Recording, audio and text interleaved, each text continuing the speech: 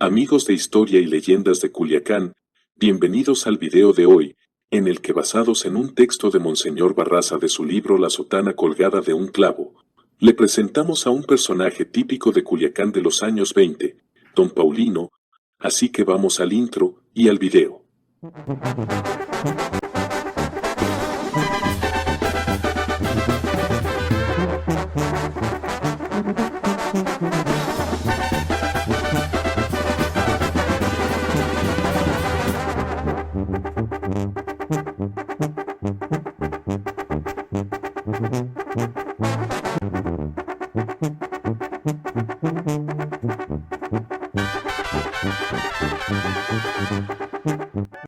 Si yo fuera apostador, le aseguro a cualquiera que podría apostarle tronchado, como dicen, a que no conoció al personaje de mi narración de ahora. Pudieran haber muchas razones para ganar dicha apuesta, pero me limitaré a una sola, la humildad del personaje, y por ende, el desapercibimiento de su persona en la casi totalidad de la población de aquel entonces, y absolutamente, completamente, en la gente de ahora. Y a otra cosa sino la mucha y la poca edad. La mucha, para haberlo conocido. Y la poca, porque no se vivió entonces para conocerlo. De todos modos, ni yo mismo me escaparía de contarme entre las filas de los pocos atentos a la vida ciudadana, vida que constituye el meollo de toda ciudad, que es constituido por todos los hijos de la misma, sean ricos o pobres, niños o jóvenes, adultos o ancianos, hombres o mujeres, de todo estado y condición. Máxime, desde luego, si se singularizan por algún aspecto, cualquiera que éste sea. Y mi personaje de ahora se singularizó ya. Se llamaba Don Paulino. Su apellido, confieso que no lo sé, quizá nunca lo supe, y solamente lo conocí por su nombre de Paulino, con el añadido del don que era inseparable. Después de esto, me quiere decir alguien, ¿qué quiere decir tronchado? Tanto que lo he oído en algunos juegos de pelota, que ya debería saberlo, ¿no? No le hace, y tras esto, vamos a nuestro objeto. Comenzaré por delinear la figura de Don Paulino. Un hombre en edad madura, ya cincuentón, de poca estatura, pero sin poderle nombrar chaparro. Buena complexión, pero no robusta, ni con las señales que detonaran una buena vida, sino al contrario, del tipo de la gente pobre que come apenas o mal come, pero que está hecha a todas las penalidades y a todas las dificultades, y aquellas también que de ahí se desprenden y llevan el signo inconfundible del hambre.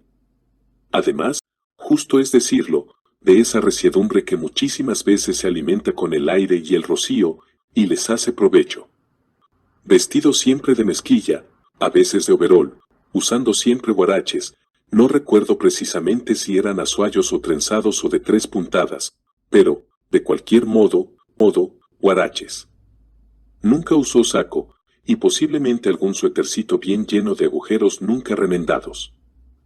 Pero, el distintivo principal de Don Paulino no era su indumentaria, sino una hermosa barba negra que le caía al pecho, claro que no cuidada ni peinada ni lustrada, sino al natural, lo que no impedía que aquella fuera bien puesta y que hacía de la cabeza y cara de Don Paulino, la de una figura del Antiguo Testamento pintada por uno de aquellos maestros artistas, que se especializaron en esta clase de figuras con barba. Para completar los detalles, diré que Don Paulino siempre traía la cabeza sobre su pecho, de tal suerte que la barba venía a recargarse sobre él, sobre el pecho. Por ende, su mirada era de abajo hacia arriba, solamente lo necesario para cuidar sus pasos y no tropezar o no meter el pie en algún hoyanco.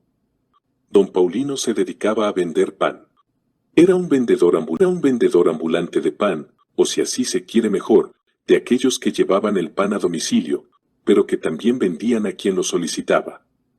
Ya casi no veo de esos vendedores que llevaban su cajón de 2 tapaderas, colmado de pan calientito, recién salidito de los hornos, bien tapados con algún cotense o manta, quizá hecha de la misma tela de los costales para la harina de esos vendedores que tenían sus clientes fijos y que a la misma hora llegaban con su cargamento de alimento, momento que era esperado de antemano, no solamente por el ama de casa que veía la hora en que llegaría el panadero, sino presentido por la Gente menuda que sabía que llegando el panadero, habría una pieza de pan dulce, alguna reina, alguna rosca, alguna arepa, o bien un bollo, o un elote o un cuernito, o una batida, o uno de esos que antiguamente se llamaba mamón, o de un polvoroncillo, o de un picón, o, en el último de los casos, un torcido o una humilde tortaliza, pero, siempre, algo que mascar en horas muy anteriores a la cena.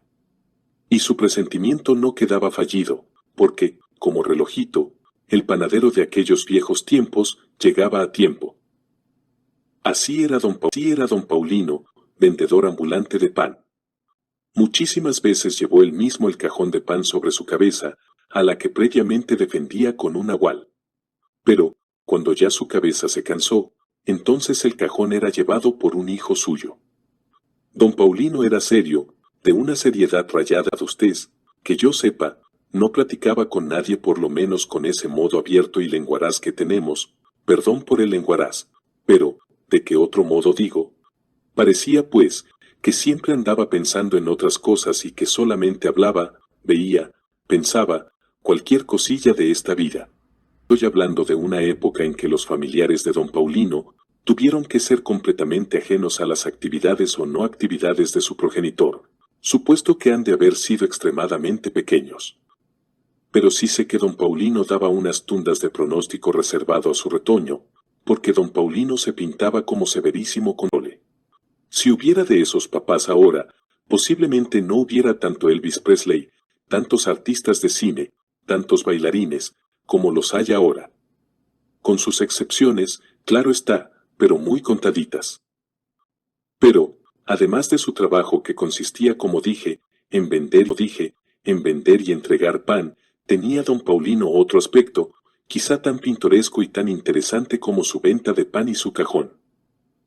Don Paulino gustaba de rezar interminablemente. Andando, caminando rezaba, pues siempre llevaba su rosario en las manos.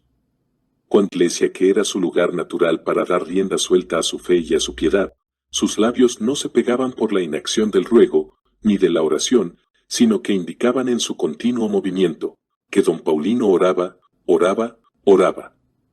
Era auxiliar muy modesto, pero no menos activo, en las labores catequísticas del entonces señor cura Ernesto Verdugo Fálquez y después monseñor Verdugo. Los diversos lugares de la parroquia de Culiacán eran visitadas ex bono, es decir, por su gusto y voluntad, por el viejo don Paulino. Si por mor de estas evangélicas correría Lino, dejaba sin el diario a su familia, yo no lo sé, yo no lo ignoro, pero, pese a tal, don Paulino no hubiera dejado su catequesis por el trivial quehacer de comer todos los días. Ya, pues, tenemos a don Paulino visitando, por serie, pero incansablemente a las rancherías de Culiacán vecinos. Y no dejó pueblo, aun el más desconocido, sin visitarlo, y derramar, a su modo, la doctrina de su fe, y de la que abundaba a borbotones su corazón.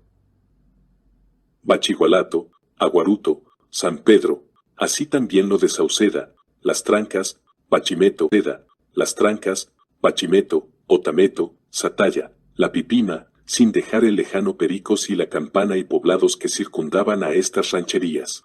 Sintieron los pasos evangélicos, los bienaventurados pasos evangélicos de don Paulino Beati Pedes Evangelizantium.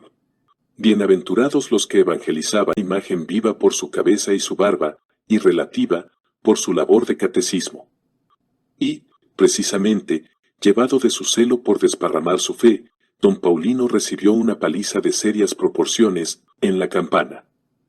Sucedió que don Paulino les dio una severa reprimenda a una pareja de amancebados. Amancebados son aquel hombre y aquella mujer que se han arrejuntado no más, sin el lazo del matrimonio eclesiástico. Y don Paulino, entre sus menesteres, llevaba también la de arreglar amancebados para legitimar su unión. Seguro se propuso don su argumento, o también pudo ser que su palabra no cayó en tierra buena, el caso es que le dieron una vapuleada bien dura. Sin embargo, no fue aquello, óbice para que nuestro personaje renunciara a sus correrías catequísticas. Cuando cesaron los cultos en 1926, Don Paulino se convirtió en el sacerdote seglar, es decir, sin órdenes canónicas, para dirigir los rezos de la misa sin sacerdote en catedral.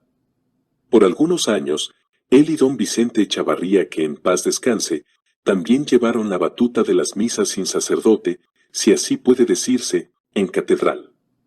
Aunque el señor cura Verdugo Falques, que nada podía hacer. Claro, pues, que don Paulino se dio vuelo en estos menesteres. La leyenda, que no falta en personaje alguno, le cuelga a don Paulino el hecho de un aparecido.